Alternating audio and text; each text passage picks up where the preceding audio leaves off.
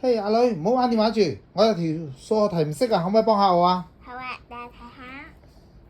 嗱，呢度寫住雞兔共有16隻，50條腿，求雞兔各有幾多隻？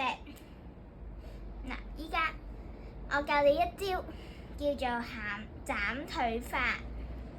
而呢個斬腿法本身雞有2隻腳，兔有4隻腳。好，依家我哋將佢每人斬2隻。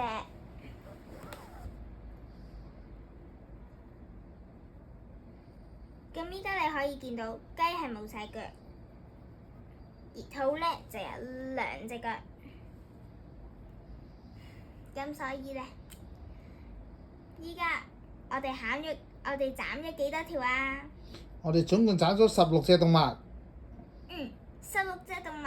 嗱，我哋16隻動物，每人斬咗2隻腳，所以要乘2，就等於幾多啊32。好。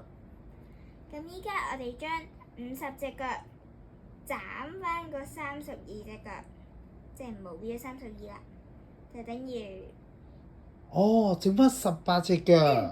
咁即係個18隻腳都係兔仔嘅，係咪啊？冇錯。